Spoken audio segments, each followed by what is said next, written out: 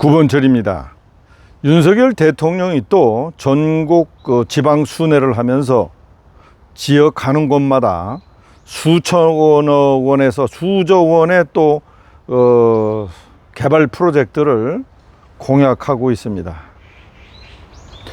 대통령 왜 이러시는 걸까요? 포항인가 어디에 가서는 또 수소경제 특구를 또 말씀하시네요. 이 수소 특구나 이 반도체 특구에 대하여 대통령이 모르니까 이 밑에 있는 자들이 써준 그 내용 가지고 설명은 하되 이게 앞뒤가 안 맞고 사리에 안 맞고 이 현실에 안 맞는 이야기를 대통령이 자꾸 저러고 다니고 있습니다. 수소는 자동차에 일단 써야 하고 내중에 발전 부분에 써야 하는 것이죠.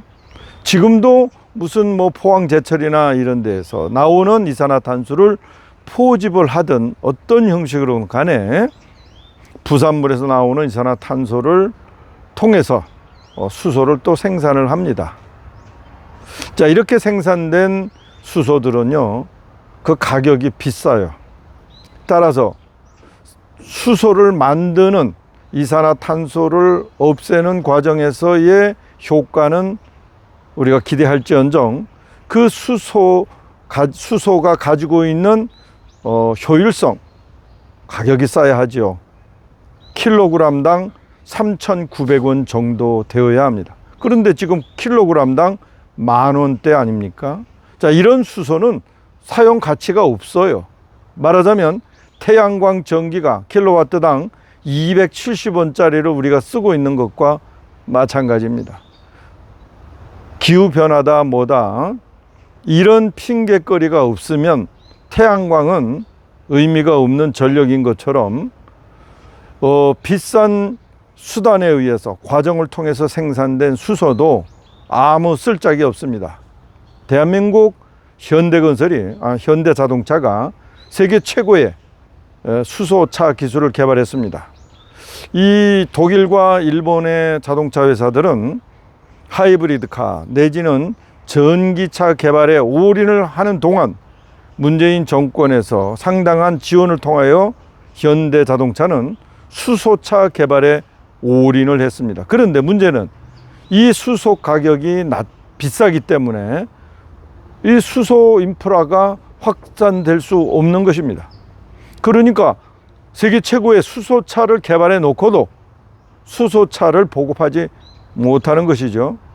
자, 그러면 이 수소차를 보급하기 위해서는 수소 경제 그 인프라는 어디에 있어야 될까요? 당연히 차량이 많이 있는 수도권에 이 수소 탱크, 수소를 생산하는 기지가 있어야 되죠. 왜냐하면은 수소를 또 이걸 액체로 만들어 가지고 이송을 해야 되기 때문에 그 액체로 만드는 그 과정에 또 돈이 들어가요. 그러니까 이 수도권이 아닌 곳에 또 수소 경제 특구를 만든다고 하는 것 다 헛소리입니다. 정말로 헛소리. 대통령이 그래서 기술을 좀 알아야 돼요. 응? 또 하나, 물론 그 원자력 발전소를 통해서 수소를 생산할 수 있습니다. 수소는요, 물과 전기만 있으면 싼 수소를 생산할 수 있습니다. 그러니까 원자력 발전소가 아닌 곳에서 수소를 생산한다? 이거 다 거짓말이에요. 그러니까 경상도 동해 지방에서 수소를 생산하는 건 맞아요. 그러나 또 생산된 수소를 수도권으로 이송해야 되기 때문에 이송비 때문에 가격이 높아지죠. 그러니까 1차적인 수소 특구는 수도권이 되어야 되는 것입니다. 다시 말해서 예로 영흥도 같은 이 발전소가 있는 지역에다가 원자력 발전소든 또는 양자에너지 발전소를 지어놓고 여기다가 수소 생산 기지를 짓는 거, 제가 제안했던 이것이 맞는 1차적인 프로젝트예요. 이걸 알지도 못하고 말이에요. 돌아다니면서 수소 특구를 만드니 또 용인 반도체 특구 이거 불가능하다고 제가 말씀드렸죠. 이제 틀렸다고. 왜냐? 용인 반도체 특구 어느 세월에 할 거예요? 지금 SK가 그 하이닉스 이천에서 확대하려고 용인에다가 정부에서 그 노력해 가지고 엄청난 토지를 수용까지 해서 줬잖아요. 그런데 수용 과정에서 토지주들이 찬성하지 않고, 더군다나 그렇게 강제적으로 수용한 토지의 내용 중에 이 용수, 물과 또 전기 때문에 지금 또 확대하지 못한다는 거 아니에요?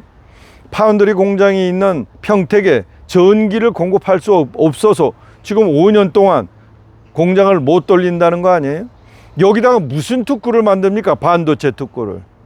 어디다가 전력 발전소를 지어요? 평택에다가, 용인에다가. 거기다가 가스 발전소를 지으려고 했습니다. 그런데 가스 가격이 올라가는 바람에 타산이 안 맞는 거예요.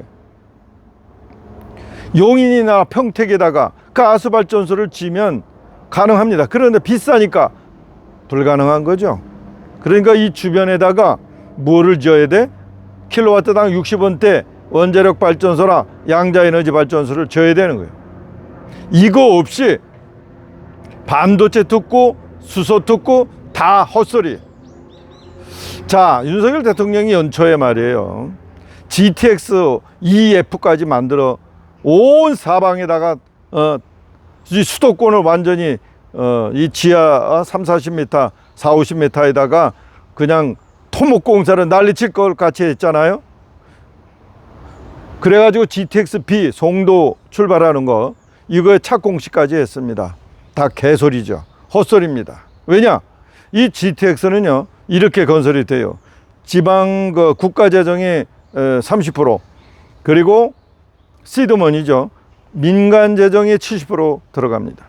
그렇지 않고요, 100% 만일에 민간 재정이 아니라 국가 재정으로 할 수 없는 거예요.